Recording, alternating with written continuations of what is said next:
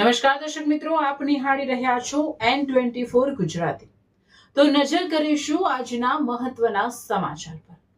લો બોલો, લાંચ માટે 3 ખાકીદારીઓએ બુટલેગરને 3 EMI કરી આપ્યા। પાનોલી પોલીસના 3 જવાનો 1 લાખની લાંચ લેતા ભરૂચ એસીબીના હાથે જબે। બુટલેગરનો મોબાઈલ પરત આપવા 3 લાખની માંગણી કરી હતી। ભરૂચ એસીબીએ પાનોલી પોલીસ સ્ટેશનના 2 હેડ કોન્સ્ટેબલ અને 1 લોકરક્ષકને ડી સ્ટાફની કેબિનમાં બુટલેગર પાસેથી 1 લાખની લાંચ લેતા ઝડપી લીધા હતા।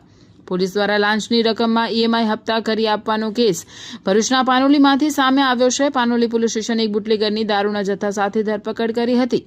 બુટલેગર સબજેલમાંથી જામીન પર છૂટ્યા બાદ પાનોલી પોલીસ સ્ટેશને આસિસ્ટન્ટ હેડ કોન્સ્ટેબલ અનિરુદ્ધભાઈ વલ્કુભાઈ ઘાઘલ અને જયદીપસિંહ સુખદેવસિંહ પરમારને પોતાનો મોબાઈલ પરત લેવા મળ્યા હતા।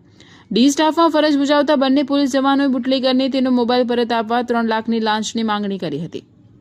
બુટલેગર એક સાથે 3 લાખની વ્યવસ્થા કરવામાં અસમર્થ હોવાનું કહેતા લાંચિયા પોલીસકર્મીઓએ 1 લાખના 3 હપ્તાની ગોઠવણ કરી આપી।